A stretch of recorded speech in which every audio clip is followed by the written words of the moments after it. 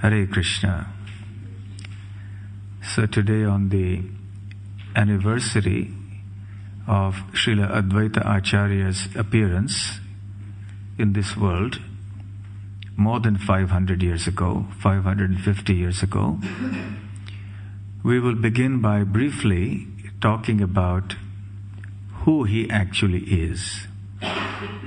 The technical word for it is ontology. Ontology means to understand the reality of existence. Who is Advaita Acharya? Why do we worship him so much? Why is he so important for us? We all know that there is the Pancha Tattva, the 5 principles of the Absolute Truth. Krishna has manifested himself in these 5 forms for propagating love of Godhead. Pancha Tattvatmakam Krishnam Bhakta Rupa Swarupakam Bhaktavataram Bhaktakyam Namami Bhakta Shaktikam. So Kaviraj Goswami, in his Mangalacharan prayers in the Chaitanya Charitamrita, the Adi Leela, has also quoted this verse in which he describes the 5 aspects of the Absolute Truth, the 5 forms in which Krishna manifests himself. The first is Bhakta Rupa. Krishna, who has come in the form of his own devotee. That's Chaitanya Mahaprabhu.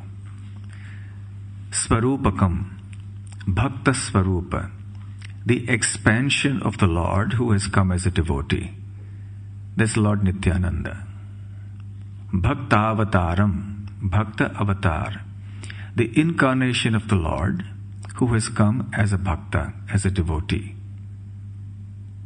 Bhaktakyam, then there is a devotee of the Lord, that is Srivas Thakur. And Bhakta Shaktikam, the energy of the Lord, that is Gadadhar Pandit. So these are the 5 principles, the 5 tattvas, the Pancha Tattva. And together they spread love of Godhead everywhere. And they are very merciful. It is only by invoking and requesting their mercy that we can actually obtain Radha Krishna. Therefore, before we chant the holy names of Radha Krishna in the form of the Hare Krishna Mahamantra, we first chant the Panchatattva mantra. Srila Advaita Acharya is the Bhakta Avatara. He is the incarnation of the Lord who has come in the guise of a devotee. Kaviraj Goswami explains in the Chaitanya Charitamrita that of the 5 elements of the Pancha Tattva, 3 are Prabhus. The other 2 are not Prabhus. Srivas Thakur is the principle of the devotee. He is actually Narad Muni. And Gadadhar Pandit represents the halo of Srimati Radharani. So he is Shakti, not Shaktiman. He is not the Supreme Lord, but he is the energy of the Supreme Lord, the spiritual energy. So both Srivas Thakur, the Bhakta and the Bhakti Shakti, are in the category of energy, spiritual energy, and the first 3 are in the category of Prabhu. There is Chaitanya Mahaprabhu, there is Nityananda Prabhu, and there is Advaita Acharya. But of the 3, Kaviraj Goswami explains, one is Mahaprabhu and the other 2 are Prabhu. So ontologically, they're all in the same category of being the Lord. They are God. All 3 are God. They are Vishnu Tattva or Prabhu Tattva. But among them, Chaitanya Mahaprabhu is special because he is Mahaprabhu. Mahaprabhu, the great Prabhu, because he is the origin of everyone else.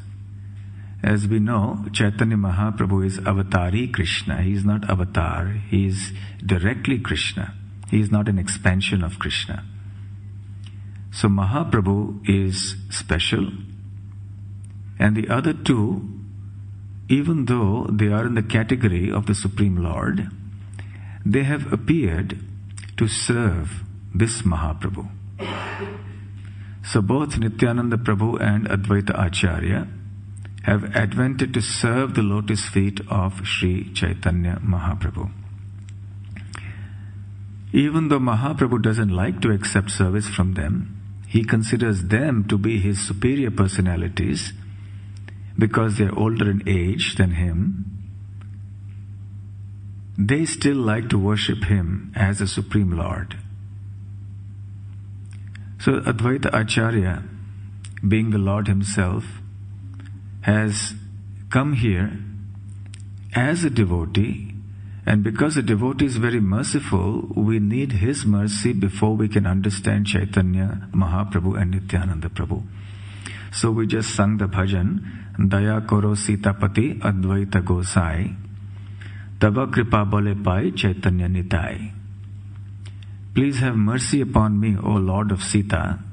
Advaita Acharya's wife is called Sita, Sita Devi. O Advaita Gosai, please have mercy on me, because it is by your mercy alone that one can approach Chaitanya and Nitai. So even though Advaita Acharya is the Lord, he never plays the Lord. He never plays the role of the Supreme Lord. He always relishes the role of a devotee. And he is actually one of the main external reasons for the advent of Mahaprabhu. When he saw that the world was filled with the darkness of atheism, materialism, a distorted idea of religion, then he understood that I am a partial incarnation of the Lord, but even I can't do anything about this. So it needs not a partial incarnation of the Lord, but it needs the Lord directly to come. The full form of the Lord, the original avatari form of the Lord to come and actually bestow love of God upon everyone. Even I am incapable of doing it. This was the internal sentiment of Advaita Acharya. So then he very fervently petitioned the Lord. He worshipped his Shaligram Shila and offered tulsi buds and Ganges water and said, please incarnate. And he would roar in love.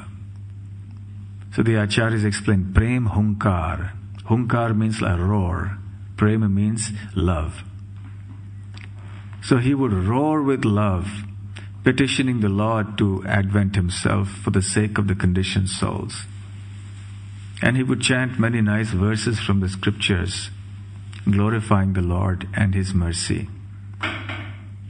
For example, he chanted this famous verse, Tulasi dalamatrena jalasya chulukena va vikrinite svamatmanam bhaktebhyo bhaktavatsalaha.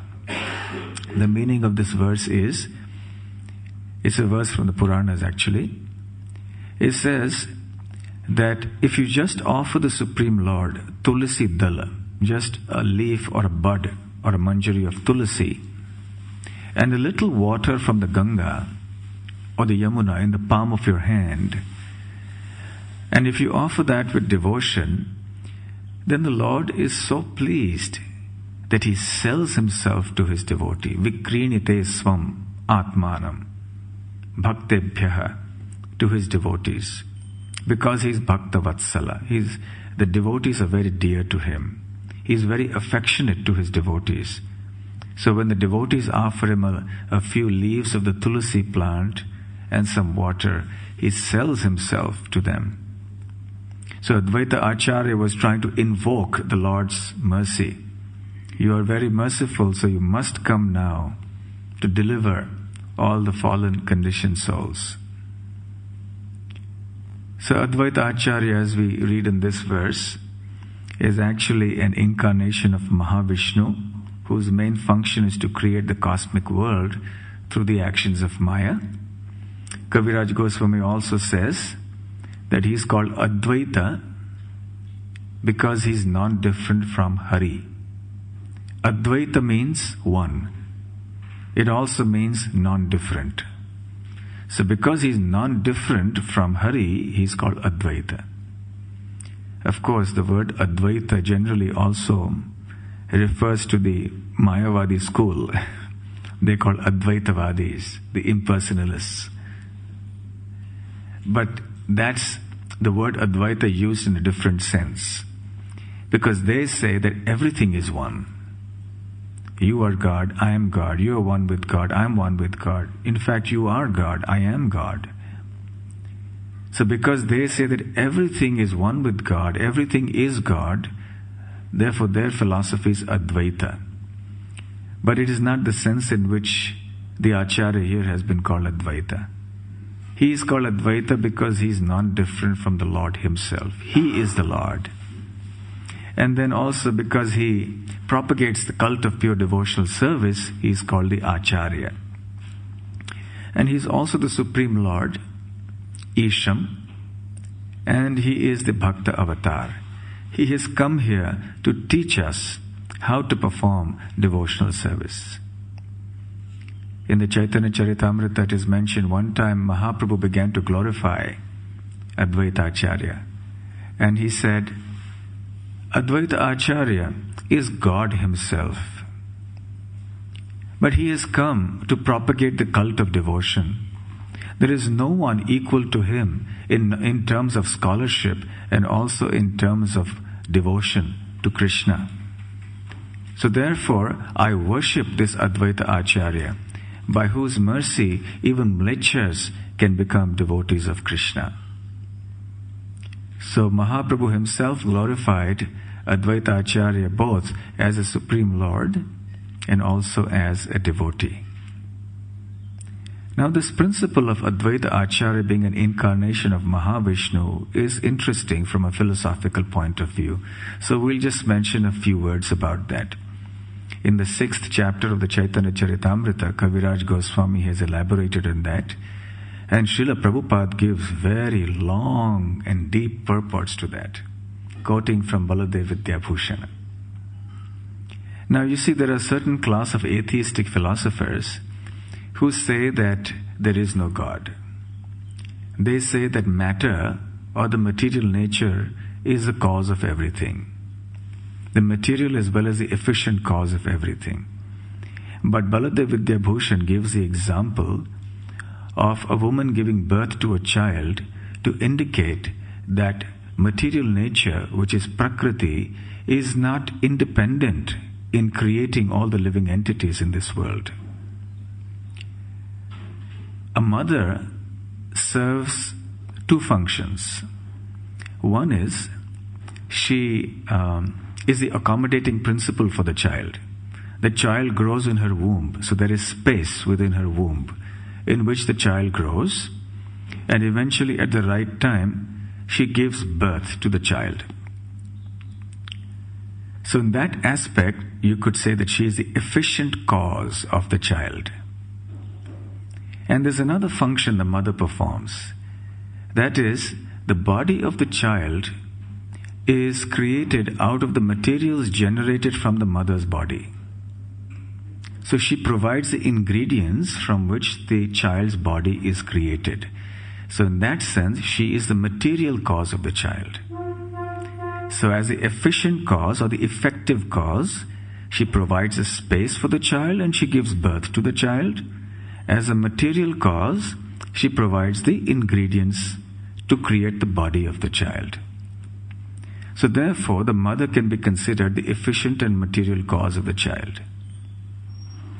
But is she really the complete cause of the child?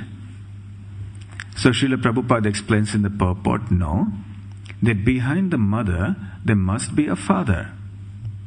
Unless there is a father, the mother cannot become the efficient and material cause of the child. There will be no child. So the father is the remote cause, or he is the ultimate cause of the child.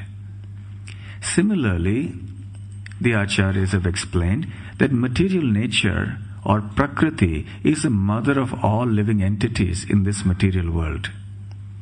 And therefore she serves both causes. She is the efficient cause of this world, and she is also the material cause. The material cause of this world. So material energy acts in two ways, has two functions. As the efficient cause, she is called Maya, Nimitta. The Sanskrit word is Nimitta Karan. She is the efficient cause of this creation. And as the material cause, she is called Pradhana. She is called Upadana Karan. So corresponding to these two, now of course behind Prakriti there is a Purusha, the Supreme Lord, who is Mahavishnu. Without Mahavishnu, Prakriti cannot generate the different living entities of this world. Nothing can happen without the Purusha. So just as there is a father who is behind the mother, similarly there is a Purusha, or the Supreme Lord Mahavishnu, behind the creation, behind the material energy.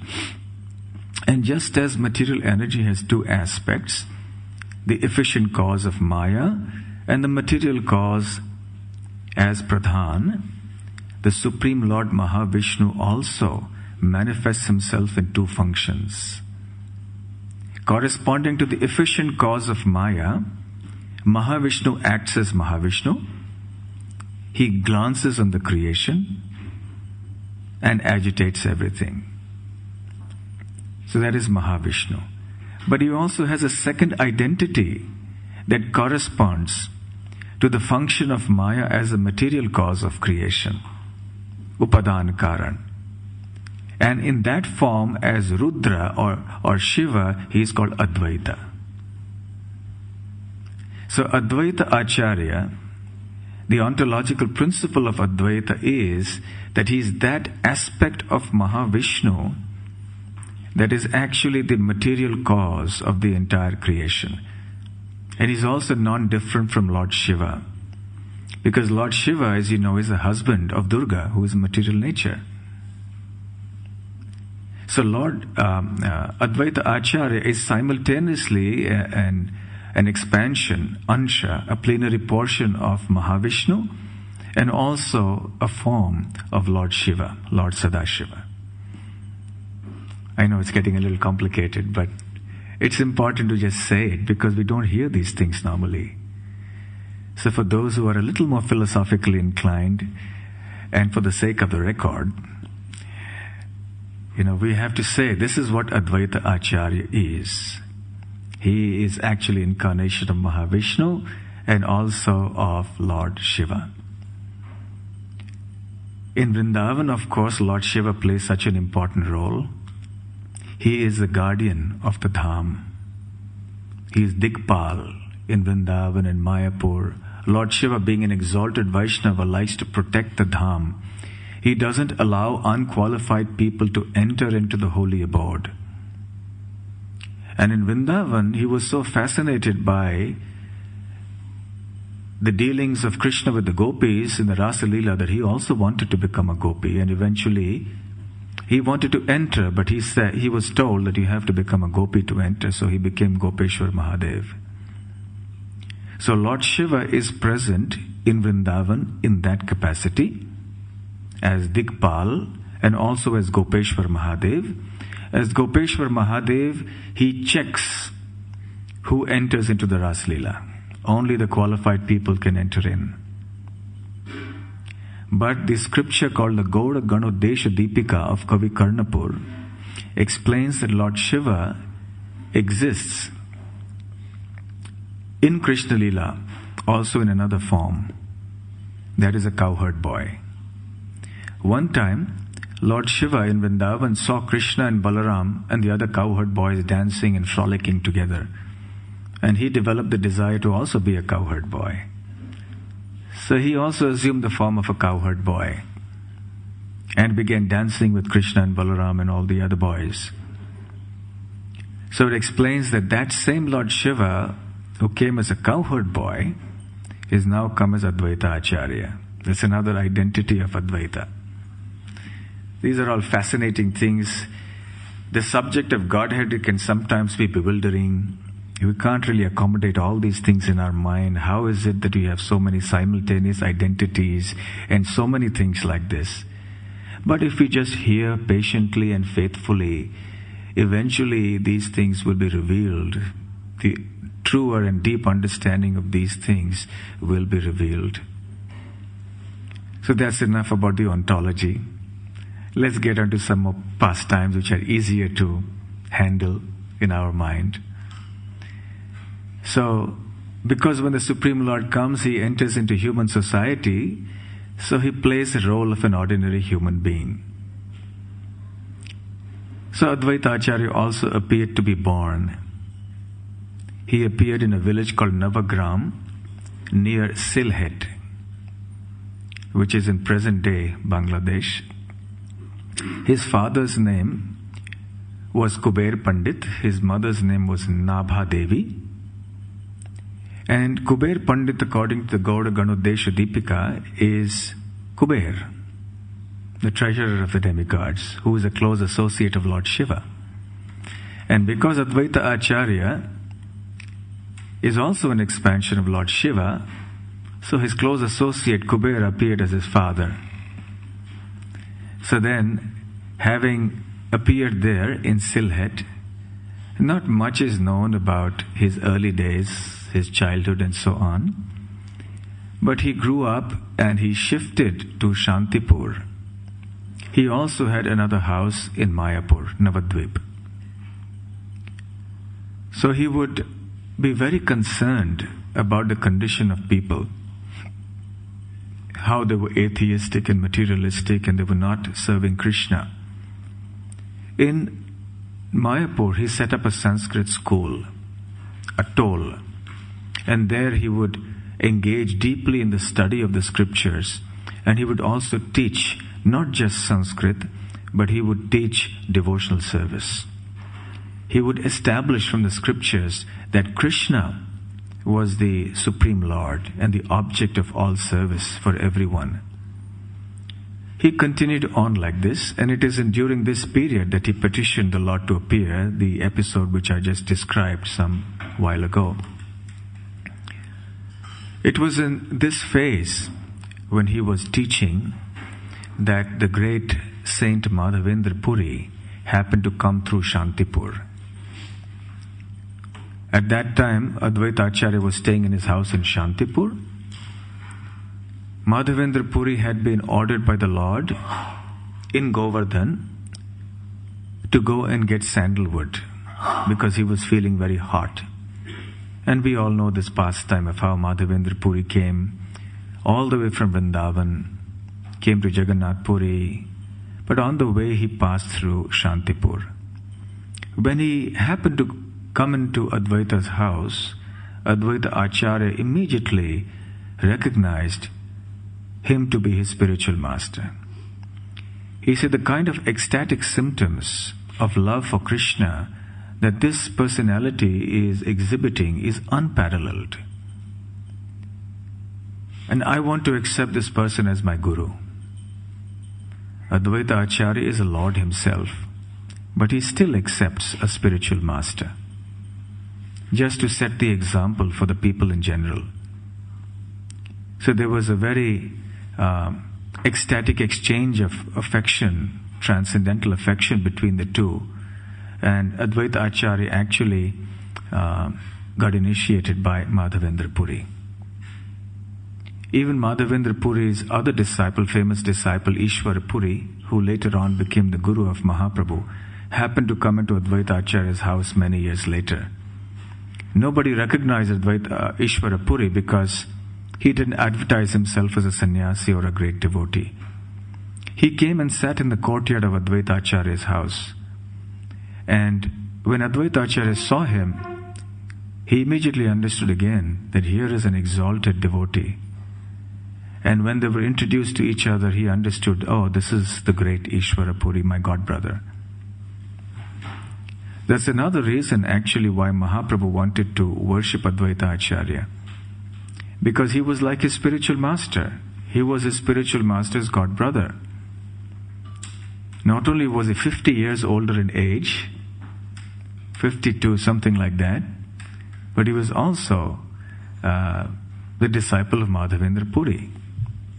But of course, Advaita Acharya would never hear of it. He would always want to serve Chaitanya Mahaprabhu. When Advaita Acharya was lecturing on Krishna consciousness in his school in Mayapur. He would shuttle between the two places, Shantipur and Mayapur. Jagannath Mishra's elder son, Nimai Pandit's older brother, Vishwarup, would frequent those satsangs, and he would attentively hear the lectures of Advaita Acharya, wherein the Acharya spoke about the supremacy of devotional service to Krishna and about the futility of life in this material world. And he became very deeply involved, Vishwarup. And Mother Sachi would send young Nimai, who was only a very small child at that time, with prasadam for Vishwarup. And baby Nimai would come there to Advaita Acharya's house to give prasadam to his elder brother. And Advaita Acharya would look at this child and he would be struck with wonder to see this child's beauty and wonder about the child's identity. But he didn't understand that this child is the Supreme Lord himself, the same Lord whom he had petitioned to descend. Anyway, as time passed, Vishwarup's heart became ignited with a sense of deep renunciation. And when he realized that his parents were looking out for a match in marriage for him, he quit home and went away as a sannyasi. Now Shachi Mata and Jagannath Mishra were heartbroken. But somehow, because Nimai, the younger son, was still there, they could sustain their lives. But even then, Jagannath Mishra could not sustain his life. Shortly after Vishwarup's departure from home, Jagannath Mishra also departed from this world. He left his body. But Sachi Mata was there. She somehow continued to live on because young Nimai was there. And then Nimai was married, his first marriage to Lakshmi Priya. And Nimai also started visiting the satsangs of Advaita Acharya. Now Sachi Mata started getting worried. She was thinking in her mind, she didn't speak about this to anyone, but only in her mind, she was thinking, oh, this Gosai, this Goswami, his name is Advaita. The word Advaita means one. One means that he should unite everyone. But he's doing the opposite. He's splitting us up. He's separating my family. He's already taken away my elder son. By hearing his lectures, my elder son left home and became a sannyasi. And all I have is my younger son, who is now married to Lakshmi Priya. And he is also regularly going and visiting Advaita Acharya and hearing his lectures, associating with him. He's also developing a sense of renunciation. What will happen if Nimai also leaves me? Oh, no one has mercy on me in this world. So actually, even though his name is Advaita, actually he's Dvaita, because he's separating everyone. And the word Maya means one who separates, to see things in separation. So his name is actually Dvaita, not Advaita. So she was thinking all this in her intense affection for Nimai Pandit. But she didn't speak a word to anyone about this. So yes, attachment to one's sons or children is very, very strong. And even if one is a devotee, if one's son becomes a brahmachari, it can be very painful sometimes. So Sachi Mata was thinking like this. Now, even though she didn't speak about this to anyone, her son, Mahaprabhu, who is the Supreme Lord, understood it because he is the Antaryami, the indwelling Lord in the heart of everyone. So many years later, when Nimai had begun manifesting his pastimes of devotion to Krishna, he was a transformed person now.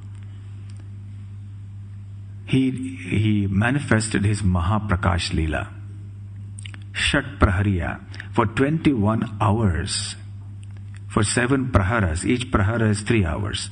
So for 21 hours consecutively, Mahaprabhu sat on the throne of Vishnu and exhibited his form of divinity as the Supreme Lord. And to all his devotees, he benedicted them by fulfilling all their desires. He would call them and say, "What is your desire?" Someone would say, "Well, please give me, please make my son a devotee." Someone said, "I have this obstacle in my devotional life, please remove that." So Mahaprabhu was fulfilling all the desires of all his devotees. But there was one personality conspicuous by her absence in this gathering of devotees, and that was Sachi Mata. So somebody thought about it and said, "My dear Lord, your mother Shachi Devi is not here. So let us call her. You also please fulfill her desires." He said no. And they were shocked. So why not? She is an offender. Offender? Your mother? Yes, she is an offender. She has offended Advaita Acharya. In her mind, she was thinking that Advaita Acharya is the cause of my older brother taking sannyas. And he is also the cause of taking me away from family life. So she has harbored some bad feeling about Advaita Acharya. So then some devotee went to Mother Sachi and told her, "This is what Nimai is saying."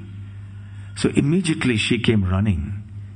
She was wondering, how on earth did my son know that I was thinking like this? I never mentioned this to anyone. But anyway, there's something extraordinary here. But I must go. So she went to the gathering where the Mahaprakash Leela was going on. And then she came and fell in front of Advaita. And she said, "I must confess to you, O Gosai, that some years ago I was thinking about you like this. I harbored some bad feelings about you." Now Advaita Acharya, of course, was very humble. He's a great devotee of the Lord. So he was too embarrassed and ashamed to hear his worshipable personality, Mother Sachi, speaking like this. So he began to glorify Mother Sachi as the one in whose womb the Lord of all creation, the source of all the universes, had appeared. And he went on glorifying Mother Sachi in such a way that in ecstasy he lost external consciousness and fell to the ground. Sachi Mata was waiting for this opportunity. Very quickly, she gathered the dust from the lotus feet of Advaita Acharya and smeared it on her head and offered him obeisances. Because when he was in external consciousness, when Advaita Acharya wouldn't allow her to offer obeisances. But now she could.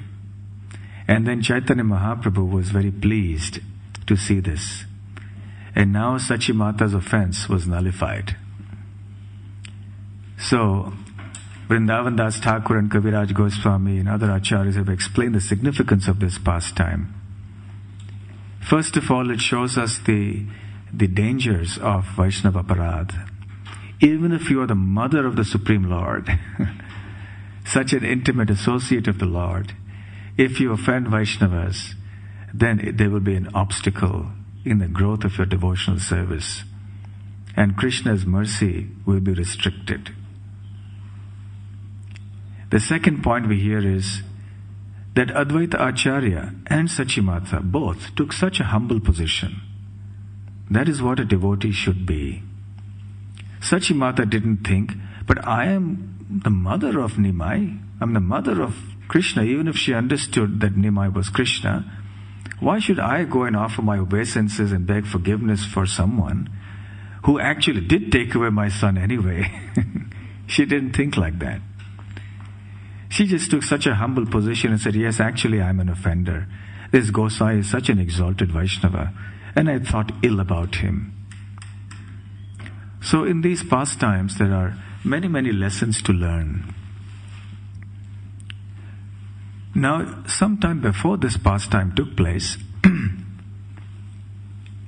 Nimai had exhibited his symptoms as a devotee, but it was not quite clear to the devotees that he was also Krishna. So one time, Nimai, he decided to have a Vyasa Puja celebration for Nityananda, so that everyone could understand that Nitai was no other than Baladev or Balaram. And there was a grand celebration. And then Mahaprabhu or Nimai Pandit said, "Go and call Nara." He would sometimes call him by the nickname Nara. That Nara is the cause of my coming down here. I was in peaceful slumber in the milk ocean. But this Nara, he petitioned me so loudly that I had to come here. And now he's sitting in Shantipur. So you call him here. So some devotee went to call Advaita Acharya from Mayapur to Shantipur and he said, "The Lord is celebrating the Vyasa Puja of Nityananda and he wants you to come there quickly. And he's manifesting his own divinity." So Advaita Acharya realized, so now is the moment I have been waiting for. He has revealed himself. He has revealed himself as the absolute truth. And so he happily told his wife, Sita Thakurani, they gathered all kinds of auspicious ingredients and they began to rush towards Mayapur. But then Advaita Acharya told Ramai Pandit, who was a messenger, he said, "But wait, I will test Mahaprabhu. I will not come straight to the place where the Vyasa Puja of Nityananda is going on. I will hide in the house of Nandanacharya. And if he's truly the Supreme Lord, let him understand that I'm hiding here." So then he did go there. And very shortly Mahaprabhu announced, "Advaita Acharya is in the house of Nandanacharya, call him." And then somebody went to call him and Advaita Acharya was greatly pleased. He came there and he offered all these auspicious substances at the lotus feet of Mahaprabhu. And he also glorified him with the verse, "Namo Brahmanya Devaya Go Brahmanya Hitaya Cha Jagat Hitaya Krishnaya Govindaya Namo Namaha," which is a verse glorifying Krishna. And then Mahaprabhu was also very pleased. Despite all the happiness of the association of Mahaprabhu, Advaita Acharya was unhappy for one reason. And that is that Mahaprabhu would always consider him a superior. And in his heart he was thinking, I want Mahaprabhu to accept me as his servant. But this is a big problem, because I'm older in age, because I am the disciple of his grand spiritual master. He considers me his superior. So I must think of some ploy, some ruse, by which Mahaprabhu will accept me as his servant. I should do something which is so outrageous that Mahaprabhu will heavily chastise me. And you don't chastise a superior, you only chastise a subordinate. So when he chastises me, it will be evidence that he has accepted me as his servant.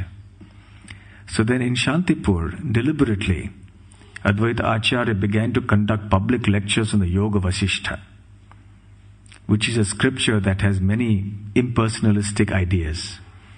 And he began to glorify Mayavad in his lectures.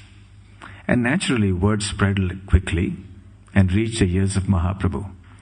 And Mahaprabhu became so enraged, he said, "That Nada, he is speaking Mayavad philosophy. I will teach him the lesson of his life.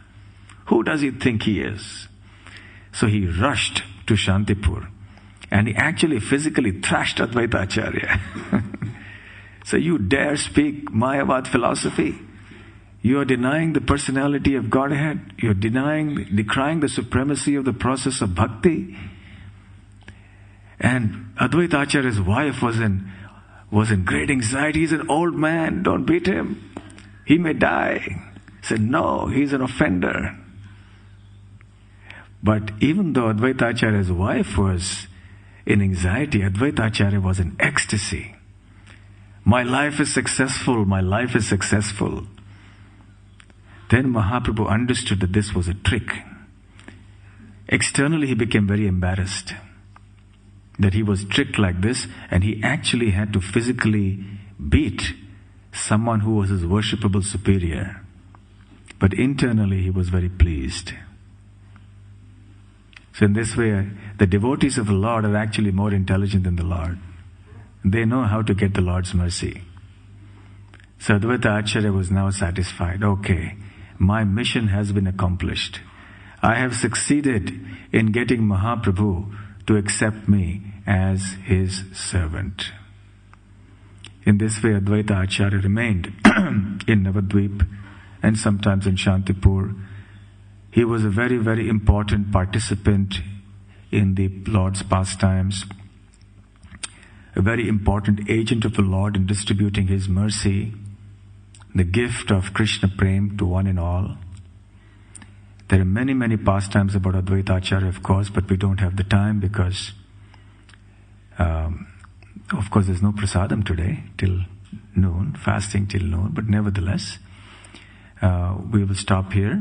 There are many, the information about Advaita Acharya is given in books like the Chaitanya Charitamrita, in the Chaitanya Bhagavat, in the Bhakti Ratnakar, and in some other books. Even Sarvabhauma Bhattacharya has composed many songs and poems glorifying Advaita Acharya. So today, being his appearance day, we can all pray at his lotus feet to bless us and accept us as a servant of his servant. As we have said before, by his mercy, we can get the mercy of Chaitanya Mahaprabhu and Nityananda Prabhu. Then we can get the strength and the ability to get the mercy of Radha and Krishna. Srila Advaita Acharya ki jai. Srila Advaita Acharya appearance day celebrations ki jai. Hare Krishna.